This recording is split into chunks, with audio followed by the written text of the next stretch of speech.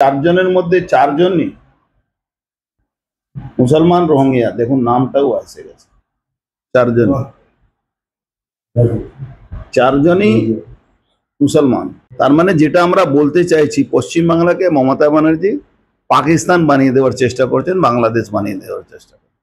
কিন্তু মমতা ব্যানার্জি ভুলে গেছেন এই মুসলমান মুঘলদের ইতিহাস আছে, এরা নিজের বাপকেও ছাড়ে না। এই মমতা ব্যানার্জিকে কিন্তু এরাই মারবে, এরাই শেষ করবে, এরাই মমতা ব্যানার্জিকে জেলবন্দি করবে। কেন্দ্রীয় বাহিনী টুটু জগন্নাথ আছে। আমি টুইট করেছি, আপনি দেখবেন। আমি গভর্নমেন্ট অফ ইন্ডিয়াকে বলেছি কোনোদিন আমার সামনে পড়বে, ও কেলানি খাবে, ওকে মারবো। কেন ও বহুত বড় বড় কথা বলছে। ওই শুধু বাড়িতে এখানে আপনার সামনে আমি একটা বয়ান দিয়ে দিলাম, তারপরে একটা ছেলে কোনো বিপদে পড়লো, আমি থাকলাম না তার পাশে, এটা হয় না। তা আমরা জানি ভাই, মারের বদলা মার না করলে বাংলায় কিন্তু থাকা যাবে না। এইভাবে কর্মীরা মার খাবে, আর তো বাকি কে রইলো? এমপি মার খাচ্ছে, এমএলএ মার খাচ্ছে, চিফ হুইপ মার খাচ্ছে। আর মার মানে কিরকম মার? এরকম মার তো চোরকে মারা যায়। মার খাবো আমি শুধু বলবো কি রাষ্ট্রপতি শাসন হয়ে যাবে, তাহলে রাষ্ট্রপতি শাসন জীবনে হবে না। মারের বদলা মার দিন, রাষ্ট্রপতি শাসন এমনি হয়ে যাবে। মমতা ব্যানার্জি পশ্চিমবাংলার মানুষ থেকে বদলা নিচ্ছেন, বদলা। পশ্চিমবাংলার মানুষকে উনি নিজের চাকর বাকর ভাবেন। দুর্ভাগ্য পশ্চিমবাংলার, যেখানে শাসনের নামে জেহাদিদের আর পুলিশের যৌথভাবে গুন্ডামি চলছে। চারজন চিহ্নিত হয়েছে যারা মারছে খগেন মুর্মুকে। চারজনের মধ্যে চারজনই মুসলমান রোহিঙ্গা। দেখুন নামটাও এসে গেছে। চারজনই মুসলমান। তার মানে যেটা আমরা বলতে চাইছি, পশ্চিমবাংলাকে মমতা ব্যানার্জি পাকিস্তান বানিয়ে দেওয়ার চেষ্টা করছেন, বাংলাদেশ বানিয়ে দেওয়ার চেষ্টা করছেন। কিন্তু মমতা ব্যানার্জি ভুলে গেছেন এই মুসলমান মুঘলদের ইতিহাস আছে, এরা নিজের বাপকেও ছাড়ে না, নিজের বাপকেও মারে সময় আসলে। এই মমতা ব্যানার্জিকে কিন্তু এরাই মারবে, এরাই শেষ করবে, এরাই মমতা ব্যানার্জিকে জেলবন্দি করবে। মুসলমানদেরকে যারা বাড়িয়েছে, যে ইতিহাস দেখবেন 800 বছরের মুসলমান যারা মুঘল শাসনকে, তখনই আপনি দেখবেন যে এদেরকে যারা যারা আনিয়েছিল তাদের সবাইকে কিন্তু এই মুসলমানরাই মেরেছে। আবার মুসলমান রাজাদের তাদের ছেলেরাই তাদেরকে মেরেছে। তার প্রমাণ শাহজাহাঁ, আকবর সবই জানেন। আপনারা যারা কেন্দ্রীয় বাহিনী আপনাদের সাথে থাকে, সেই কেন্দ্রীয় বাহিনী থাকা সত্ত্বেও পুলিশের সামনেই হামলা হলো। কেন্দ্রীয় বাহিনী টুটু জগন্নাথ আছে। আমি টুইট করেছি, আপনি দেখবেন। আমি গভর্নমেন্ট অফ ইন্ডিয়াকে বলেছি এদের ব্যাপারে চিন্তা ভাবনা করা দরকার, এদেরকে সেরকম ইনস্ট্রাকশন দেওয়া দরকার আছে। এরকম টুটু জগন্নাথকে নিয়ে কোনো লাভ নেই। তার থেকে ভালো এরা সিকিউরিটি না থাকলে আমরা কমসে কম এটা তো বুঝবো কি আমাদের কিভাবে লড়তে হবে। এরা থাকবে, লড়াইও করবে না, আর কোনো প্রোটেকশনও দিতে পারবে না, তো লাভ কি আছে এইসব রাখা? উইথড্র করে নিক সব সিকিউরিটি গুলো। কেন্দ্রীয় বাহিনী থাকার পরেও আপনারা তাহলে নিরাপত্তাহীনতায় রয়েছেন। এই তো প্রমাণ আছে। আমি জানি না কেন কেন্দ্রীয় বাহিনী যে ছেলেটা আছে ওখানে কেন রিয়েক্ট করেনি।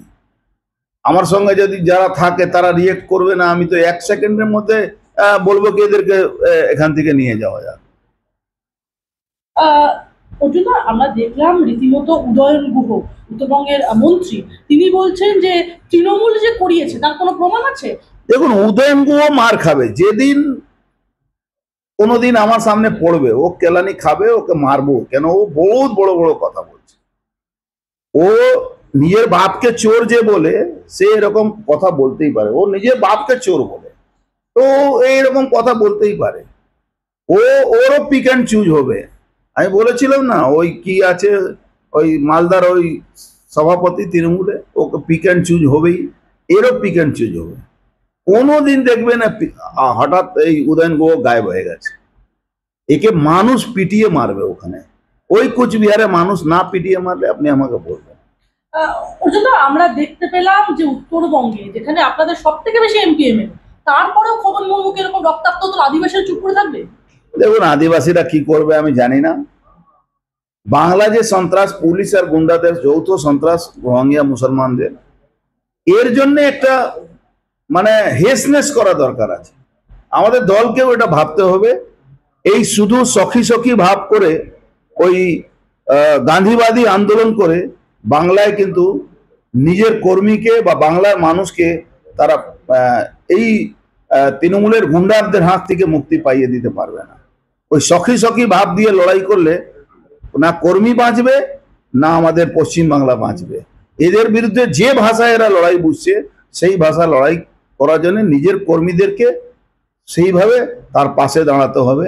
ওই শুধু বাড়িতে এখানে আপনার সামনে আমি একটা বয়ান দিয়ে দিলাম, তারপরে একটা ছেলে কোনো বিপদে পড়লো আমি থাকলাম না তার পাশে, এটা হয় না। দেখুন ব্যারাকপুর থেকে তো বেশি কোথাও গন্ডগোল হয় না, কিন্তু ব্যারাকপুরে শুধু মার খায় এরকম আপনি কর্মী দেখবেন না। আজকেও আমার 3টে ছেলেকে বের করে 4 দিন জেল খেটে আজকে বের করা হয়েছে। তা আমরা জানি ভাই মারের বদলা মার না করলে বাংলায় কিন্তু থাকা যাবে না, এই সখী সখী ভাব নিয়ে চলা যাবে না। স্বরাষ্ট্রমন্ত্রক আপনি যেটা বলছেন যে সখী সখী ভাব নিয়ে চলা যাবে না, স্বরাষ্ট্রমন্ত্রক যে শুধু কাগজে কলমে এবার ক্ষান্ত থাকবে নাকি তাদেরকে বলবেন যে যাতে আরো? দেখুন আমি তো সেই জায়গা নেই কি আমাকে আমার কথা আমাকে বলতে হবে। যে যারা আছে সেই দায়িত্ব নিয়ে আছে তাদেরকে বলা উচিত। কেন এইভাবে কর্মীরা মার খাবে? আর তো বাকি কে রইলো? এমপি মার খাচ্ছে, এমএলএ মার খাচ্ছে, চিফ হুইপ মার খাচ্ছে। আর মার মানে কিরকম মার? এরকম মার তো চোরকে মারা যায়, চোরের মতন পিটিয়েছে। তারপরেও আমরা ওই আইডিওলজির কথা বলবো? কিসের আইডিওলজি? সমস্ত যে ভাষায় যে বুঝবে তাকে সেই ভাষায় জবাব দিতে হবে, নাহলে কোনো কর্মী থাকবে না। এই ভোটের আগে এটা প্রি প্ল্যানড কাজ হচ্ছে। ভোটের আগে যাতে কর্মী না বেরোয়, কোনো নেতৃত্ব না বেরোয়, তার জন্য এইসব মারা যায়। আজকে ওরা মার খেয়েছে, কালকে এখানে অন্যরা মার খাবে না এর কোনো গ্যারান্টি আছে? এই তো আমাদের শুভেন্দু অধিকারী গেছিল কাছড়াপাড়া, ওরকমই প্ল্যান করেছিল, পিটিএ ঠান্ডা করে দেওয়া হয়েছে। তো যে যেরকম করবে, যে ভাষা বুঝবে সেই ভাষা জবাব দেওয়া উচিত। আপনারা কি চাইছেন রাষ্ট্রপতি শাসন জারি হোক? আমি ওইসব বিশ্বাস করি না।